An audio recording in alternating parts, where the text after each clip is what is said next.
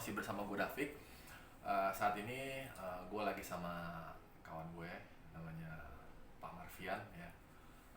Mungkin di sesi ini, di kesempatan kali ini gue mau ngobrol-ngobrol sama beliau gimana sih napak tilasnya nih bos, istilahnya napak tilasnya kok lu bisa gitu. Dulu waktu kerja, sekarang udah sampai di posisi GM ya. Posisi GM itu kan udah, kalau buat profesional udah tinggi gitu kan.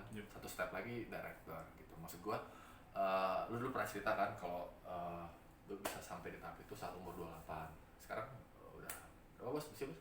34. 33 ya? 33 jangan 34 ya? Masih muda banget gitu kan, udah jadi GM marketing di suatu perusahaan yang besar gitu. Mungkin gitu, mungkin Pak Marvian bisa kenalin sedikit dirinya, terus gimana sih dulu bisa sampai ke tahap ini gitu. Mungkin lu bisa cerita sedikit bos, supaya bisa inspiring, jadi viewers muda kita bisa terinspirasi nih gitu. Oke, thank you brother. Tapi ngobrolnya santai aja. Iya, santai aja kita. Soalnya gue gila, kayaknya kalau untuk inspiring masih belum sampai ke tahap sana. Paling gue nanti bakal cerita sedikit tentang perjalanan karir gue. Soalnya sampai di tahap ini ya memang balik lagi ke takdir sama doa sama orang tua sih. Yes. Kalau bisa dilihat dari sebelumnya. Sekarang gue GM di salah satu project BUMN di Jakarta Selatan. Saat ini juga tadi Bro David pernah mention gue di umur 34 tahun ini jadi GM termuda ya kalau nggak salah. Yes. Sekarang di project ini. Jadi sebelumnya gue itu kuliah di jurusan arsitektur. Sebenarnya agak kurang nyambung sama pekerjaan gue sekarang nih. Kuliah arsitektur angkatan 2004 di GM-nya di marketing sekarang bos ya? GM di marketing, betul. Okay. GM di marketing, kuliah malah jurusan arsitektur di Trisakti angkatan 2004. Gue lulus juga nggak langsung plus 4 tahun langsung lulus. Ternyata gue 5,5 tahun baru bisa lulus dari jurusan situ. Abis itu gue lulus tahun 2010 awal langsung kerja di konsultan.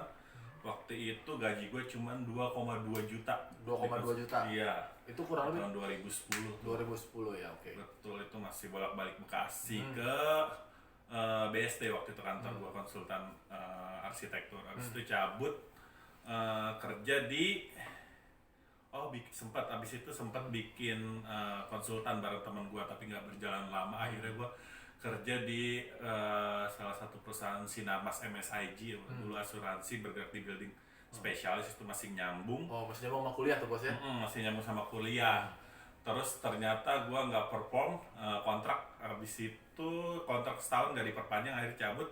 Baru melihat-lihat dunia properti. Sampai sekarang tuh dunia properti gue gelutin. Dunia properti akhirnya gue apply. Itu sebenarnya titik awal tuh. Titik awal gue bisa sampai jadi GM di properti ini. Jadi gue ngelamar ke Agung Podomoro Land.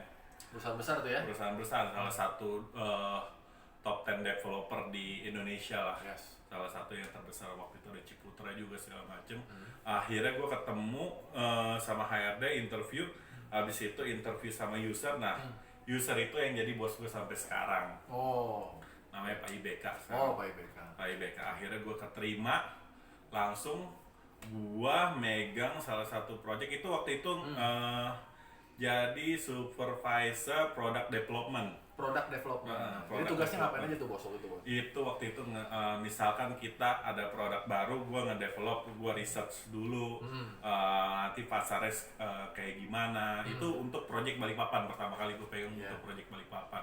Terus bikin pricing, terus pokoknya segala produk yang akan dijual nanti oleh marketing, kita yang nge-develop sama research dulu tuh. Jadi biar targetnya jelas. Kaitannya sama arsitektur masih nyambung tuh ya? Masih nyambung ya? Betul. Gua study luasan unitnya, terus layoutnya, meeting sama konsultan arsitek tuh masih nyambung.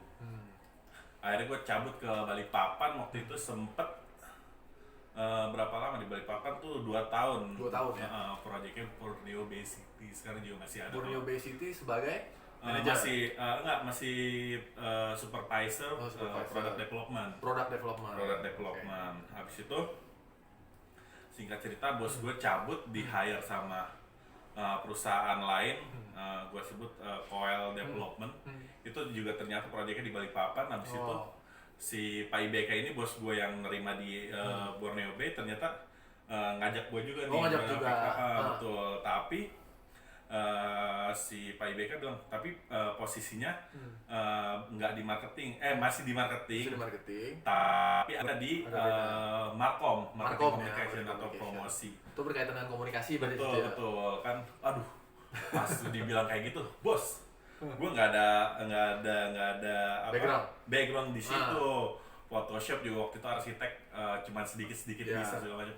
Ya udah, yang penting lo pikirin, entar kalau nggak bisa gue yang ajarin, belajar bareng-bareng gue segala macam. Akhirnya gue minta waktu tuh 2 hari, gue nanya ke nyokap, nanya segala macam. Ya udah, gue belum nanya gajinya berapa waktu pas diajak, terus posisinya apa, cuma nanya bagian apa, nggak dikasih tahu tuh posisi. Pas gue apa segala macam gue terima, posisinya gue baru tahu ternyata promotion manager.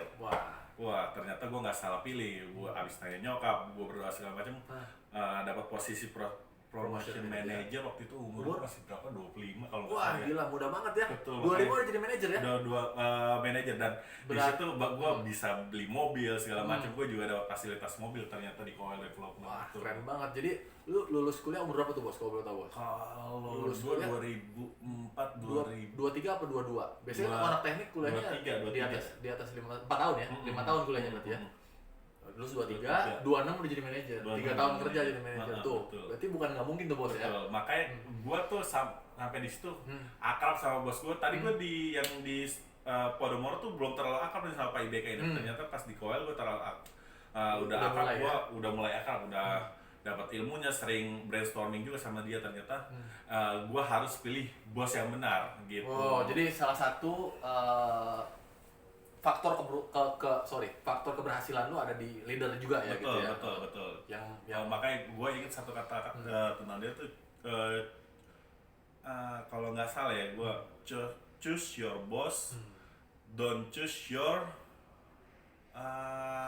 company kalau nggak salah ya. Makanya gue selalu ikut dia sampai sekarang. Jadi bener ya kalau kata, ini gue sambungin sedikit sama quotes-nya Jack Ma bos. Jadi Jack Ma itu dia kayak bikin quotes juga gitu kan. Quotes juga saat usia kamu 20 sampai saat usia gue lupa, saat 0 sampai 20 kalau gue nggak salah, belajarlah yang bagus gitu. Terus 20 sampai 30 pilihlah bosmu yang tepat gitu sebagai mentormu. Usia 30 sampai 40 make your own business. Kalau misalnya kita mau bisnis, kalau kita mau jadi profesional, ya lakukanlah itu gitu. Tapi saat udah usia 40, sampai 50, lakukan apa yang paling baik untukmu gitu. Misalnya lu jadi karyawan, jadi karyawan lah gitu. Misalnya jadi pengusaha sekalian total gitu. Betul. Karena usia 40 itu udah telat kalau kita mau balik lagi gitu. Tapi kalau udah 50 sampai 60 itu udah istirahat lah di rumah sama cucu ya. Betul. Udah ini. Jadi tadi faktornya nyambung sama itu bos ya. Nyambung ya, pilih bos yang tepat ya. Nah, kan kita kan nggak bisa pilih bos kita nih bos. Jadi kalau misalnya Pak Marvian ini tadi salah satu faktornya itu karena leadernya oke, tapi kalau buat teman-teman kan dia nggak bisa, they can choose their boss gitu kan. Jadi ada gimana tuh bos caranya? Ataukah company-nya dulu dilihat atau gimana tuh? Pertama ya, kalau untuk kita masih khususnya buat fresh graduates ya, fresh graduate. Sebenarnya sih itu lo bakal nemuin yang pas buat lo kalau lo sesuai dengan passion lo. Pertama, satu, selalu katakan yes buat misalkan lo nggak bisa kayak tadi kan, gue bilang ya bos, gue di Markom tuh nggak ada pengalaman segala macam ya. Bos gue selalu bilang lo lakuin dulu yang bisa lo, nanti kalau nggak bisa belajar bareng-bareng kayak gitu sih. Lo coba dulu, jangan jangan nolak ya. Jangan pernah nolak tawaran apapun. Sebelum lo mencobanya jatuh sekalian, lo bakal belajar ke depannya nanti kayak gimana sih gitu. Oh gitu ya, keren banget ya. Jadi emang salah satunya itu gitu ya. Jadi attitude kita pengaruh juga bos ya. Jadi nggak boleh nolak, not rejected lah. Perintah dari bos, delegasi dari atasan kita gitu. Jadi emang gini teman-teman, gue di sini cuma kayak memberikan alternatif gitu. Kan sekarang kan lagi happening, gue pengen jadi usaha, gue pengen jadi apa gitu. Jadi semuanya sebenarnya apa yang kita lakuin, kalau menurut gue lakuinlah apa yang lo suka. Lo mau jadi pengusaha, lakukanlah gitu. Lo Lu mau jadi profesional, lakukanlah. Ya. Apapun yang lo lakukan dengan hati gitu ya bos. Iya, pasti. Supaya kita bisa berhasil, supaya kita bisa nyampe di posisi yang kita inginkan. Nah, terus gini bos, kalau orang kan kayak apa, begitu dia lulus kuliah kan kadang masih gampang ya. Yep. Gue mau ngapain nih gitu kan, gue mau kerja apa gitu kan. Ya sorry gitu buat generasi yang sekarang kan rata-rata kan maunya kan kerjanya enak gajinya besar ya kan gitu. Jadi kadang-kadang kendalanya kan di situ kan ya. Jadi gimana gitu caranya supaya mereka teman-teman kita ini ataupun adik-adik kelas kita bisa dia struggle juga gitu bos. Biasanya nggak langsung gue pengennya gaji gue sekian, posisi gue langsung begini gitu kan. Nggak bisa kan, semua itu pasti melalui proses ya. Benar. Makanya gue juga pernah sempat viral tuh waktu itu di anak UI kalau nggak salah ya. Lu berani bayar gue berapa? Nah, iya, benar. Rame di medsos juga tuh. Makanya tuh balik lagi habis-habisan sama netizen itu. Betul. Balik lagi ke mental sih, kita harus jalani semua yang semua yang ada di depan kita nikmatin dulu yang ada di depan kita. Jangan ngayal babu dulu, nanti gue kayak gini, pengennya kayak gitu. Padahal lo belum melakukan apa-apa. Do the right things dulu aja gitu. Lo mau jalan yang misalnya berdarah-darah dulu, pasti kan nanti ujungnya lo harus goals yang harus lo capai ke depannya. Yang penting nikmatin aja dulu. Nikmatin aja prosesnya bos ya. Jadi kayak tadi ya, semuanya kan kayak gue nggak tiba-tiba langsung jadi GM. Ternyata gue harus pernah kerja di konsultan, gajinya cuma 2,2 juta, terus emak gue juga sampai nih, masa kuliah mahal-mahal kuliah tersakti bayar digaji cuma 2,2 juta. Ternyata emang prosesnya harus melewati tangga itu ya. Betul. Sampai gue harus ke Balikpapan, nyokap gue juga nangis-nangis karena anak pertama harus jauh dari nyokap. Ternyata ya emang jalannya udah jalannya di situ ya. Betul gitu. Akhirnya nyokap juga pas gue di Balikpapan di Balikpapan berdoa terus biar bisa ngumpul lagi di Jakarta.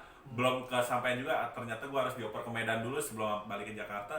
Tetap nyokap doa, akhirnya dapat proyek di Jakarta dengan bos yang sama saat ini. Jadi dari Jakarta ke Kalimantan langsung ke Medan. Baru balik lagi ke Jakarta. Jauh coy itu. Makanya prosesnya juga kalau dibilang ya nggak cepet-cepet banget. Nggak cepet-cepet banget gitu. Tapi gue rasa sih itu cepet ya bos ya. Maksudnya dari 23 ke 28 itu kan berarti lu profesionalnya 5 tahun langsung sana. Mungkin ada ya itu nggak banyak yang kayak gitu maksudnya jarang lah yang kayak gitu menurut gue sih. Itu ya, jadi motivasi lah buat kita semua ya, yang penting lo ada goals yang harus lo capai dalam lo harus bikin timeline buat diri lo juga. Lo di umur berapa harus sudah dapatkan apa, di umur berapa lo bisa mencapai apa. Itu sih yang paling penting selama ini gue lewatin pengalaman gue ya. Lo harus punya goals yang harus lo capai gitu sih. Sampai sekarang juga ke tim gue selalu nerapin itu. Lo harus punya timeline dalam hidup, punya timeline dalam pekerjaan agar lo semua termonitor tuh tiap harinya. Lo misalkan sebentar bos. Oke. Itu tadi benar yang dimonitor. Terus tadi ada sedikit gue yang gue mau tanyain gitu kan. Lu kan tadi cerita dari arsitek ya, product development, Markom. Sekarang masih stay Markom ya? Stay Markom. Tapi dulu waktu di Medan gue sempet belajar sales juga. Sales juga. Wih, banyak sekali berarti skills lu bos ya. Jadi lu bisa desain, bisa make event, bisa ngitung harga bangunan. Bisa dagang juga. Berarti bisa semuanya, bisa dagang juga ya? Oke, itu semuanya lu bisa. Semuanya gue juga gak nyangka sih. Ternyata gue bisa melewati semua itu gitu. Dari yang paling gue benci, orang bilang jadi sales harus ketemu banyak orang, malu nawarin brosur di pameran, di mall, ngasih brosur ke orang-orang. Itu ternyata itu kalau lo jalanin dengan tulus bakal lo nikmatin semua prosesnya balik lagi. Gitu sih. Jadi mungkin buat teman-teman yang belum terlalu paham, gue jelasin sedikit sini. Jadi yang maksud dengan Pak Marvian tadi product development itu tim yang ngebangun produk ya bosnya, yang ngebuat produk ya. Lalu sempat juga di Markom sama sales beda. Jadi marketing sama sales beda ya. Beda. Iya itu juga banyak yang masih salah kaprah tuh, marketing sama beda sales ya. Beda. Kalau marketing ya yang lebih ke strategi bos ya. Lebih ke strategi, lu bikin produk, bikin marketing tools, bikin campaign. Nah kalau si sales yang ngejualin bos ya. Betul. Nah, Gitu. lu sekarang handle yang marketing nih. Marketingnya. Oke. Sip. Jadi, tapi sempat juga nyebur ke sales. Nyebur ke sales. Oke. Benar. Oke. Terus ya keren sih ya. Maksud gua mudah-mudahan ini bisa menginspirasi anak muda juga, khususnya bagi mereka yang punya mimpi pengen jadi profesional gitu. Yang penting jangan malu, jangan pernah bohong, selalu berkata jujur sih. Itu Iya. sih, David. Gitu. GM itu ya gede lah pokoknya gajinya lah buat. Bisa lah buat jajan sebulan. Bisa lah aja sebulan ya, bisa ya. Ya mudah-mudahan teman-teman di sini yang lagi nonton channel ini mungkin lagi ini waktunya mereka buat ini sih bos ya, buat mereka di rumah gitu kan cari inspirasi ya kan, siap-siap nanti mungkin setelah pandemi ini selesai, ekonomi udah balik lagi, bisa start kerja lagi, bisa ngubur impiannya. Buat yang dulu berdoa pengen dapat libur panjang, ini udah dapat. Udah dijawab di masa pandemi ini juga banyak yang WFH, bukan berarti mereka nggak produktif. Malah di zaman sekarang lo di rumah aja itu malah bikin otak lo semakin produktif sih. Kayak contohnya sekarang banyak peluang yang bisa lo ciptain, kayak dari banyak orang yang jualan masker kain sekarang dagang, terus apapun semua bisa didagangin. Yang penting lo bisa nemu celah, sama lo bisa lo dapetin opportunity-nya, sama lo manfaatin opportunity-nya gitu sih. Oke. Itu pasti semua ada jalannya. Ada jalannya pasti ya. Betul.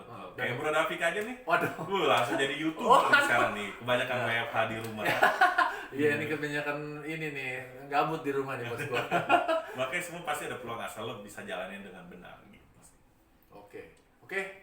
Makasih banyak Pak Marvian. Mungkin mudah-mudahan ini bisa inspirasi teman-teman yang ada di rumah, yang lagi di kantor, lagi pengen ngeliat video, nonton video ini, mudah-mudahan bisa terinspirasi. Oke deh, thank you. Thank you, bos. Audio Jungle.